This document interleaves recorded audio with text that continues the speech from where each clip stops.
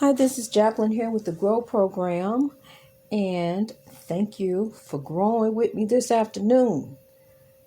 It's snowing. It gets so cold that this white stuff starts falling, and it makes a mess. It's all in the way, and you can't see. It sometimes these particles are so big you can't even see. The woods you trying to see, but then all of a sudden this white stuff that's all in your way and everything, it starts piling up and make this beautiful pile of this stuff that we call snow. And we love it. We love snow. We do. Even though snow gets in the way, snow is aggravating, snow gets on our nerves, just like our loved ones. They disappoint us. They get on our nerves. I'm telling you, they disappoint us. They do. But I'm going to tell you something. You got to count on you. You got to begin to count on you, honey. You got to begin to be your own hero. You got to stop trying to be the people pleaser. You got to stop trying to be the one who bent over backwards and try to do for everybody all the time. And then, you running up behind folks trying to worry about this, worry about that, where they at, what they doing. Who worrying about you? Who is in your corner? Who done checked on you? Who done seen, how you doing? And plus, have you checked on you? Have you been checking on your heart? Have you been checking on your forgiveness status? Have you been checking on your place with God? Where is your level with God? Are you on level 1? Are you up there on level 10? Where's your place with God? What do you want to be in God? What are your goals? What are your spiritual goals? What would you like to know in God? You should want to know everything about God. But I'm tell you something. God is a magnificent creator, beautiful creator. And he appointed ancestors to watch over us and protect us. You call them guardian angels, but it's a spiritual world that, we can't see. See, because they gone. Their physical body is gone. It's at the cemetery. But that soul had to go. That's energy. So they can see us, but we can't see them. But they here, they with us. These spirits are with us. When you say that I should have followed my first mind, no, that's your guardian angel telling you what you should have done. Trying to guide you, but you get all in the way. It tell you the right thing to do, and you know the right thing to do, but you don't. Sometimes the right thing to do is the hard thing to do. You don't want to do that. You want to do you. You don't want to do what's right. And we think we know. We think we got all the answers. And then when it blow up, here we go. Well, Lord, have mercy. Lord, have mercy. Have mercy, Lord. How much mercy you think God got? How much mercy? I'm gonna tell you something. God bail us out of situations. He does. He bail us. We are bail out some situations, because I done been in some situations, and helpless, unable to do anything, unable to make a move.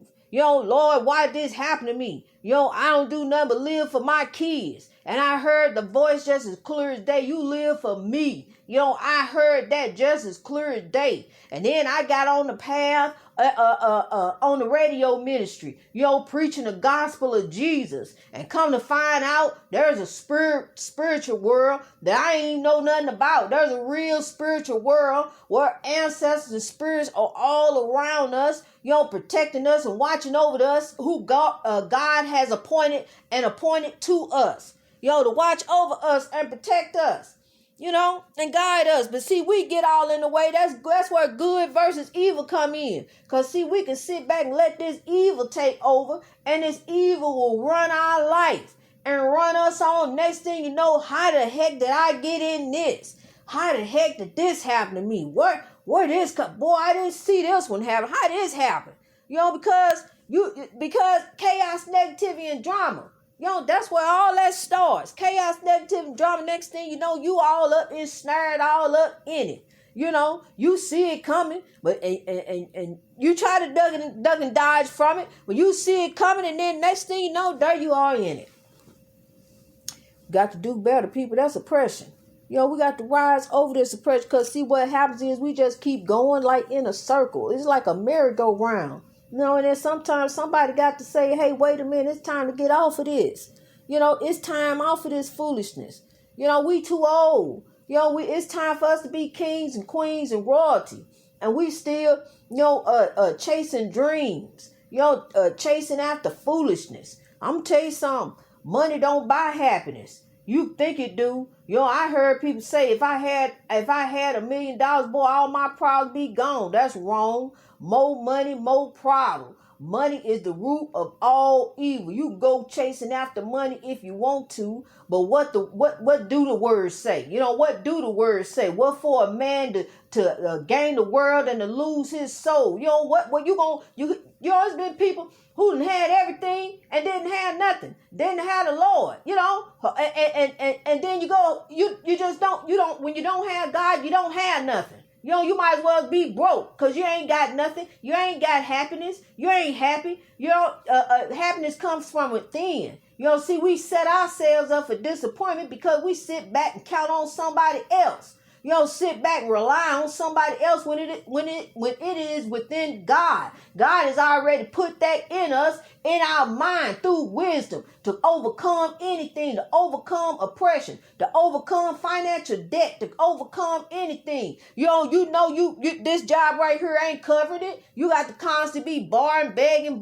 This ain't, you ain't making it here. So you got to try to do better. One way or another, you got to step up and step out on faith. And trust in the Lord that you can do better than what you're doing. You can do better than your circumstances. See, because look here, we are product of our environment. That is true. However, we don't have to wallow in it. We can rise above it. Ain't no law said we got to wallow in it. Yeah, this happened to our ancestors and that happened to our ancestors. But it's time for us as a people to begin to do better, to begin to act better, to begin to rise from this oppression that this country has put us up under, and we have put ourselves up under, people. How we do one another. We go into these relationships and these marriages with these agendas. You got something in there that you want, that you see you want. This person got something that you want. You already going in looking, trying to see what kind of car they drive.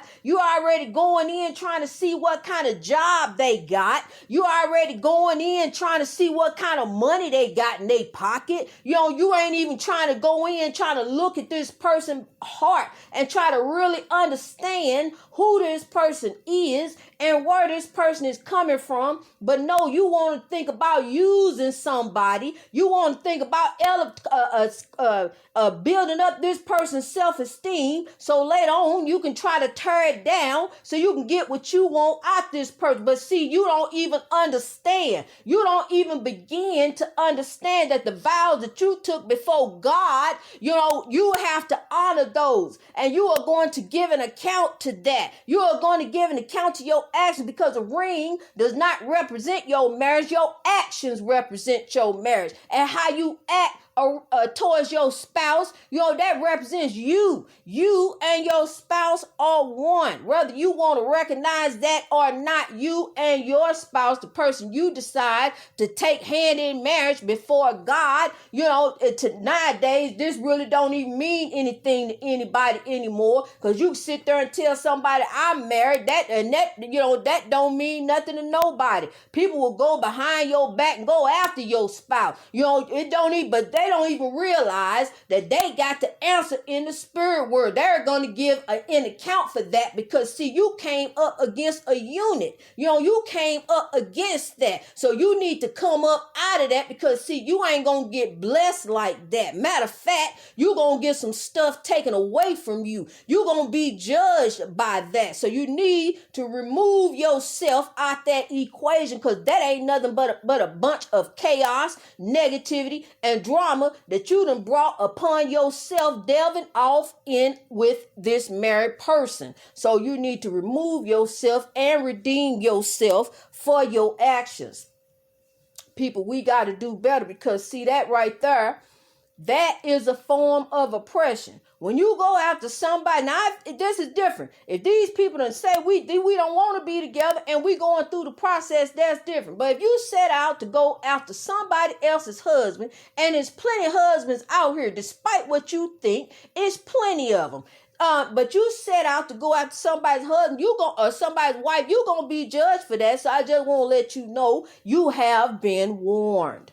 Okay, people, greatness reached over oppression through wisdom all over the world. God bless you.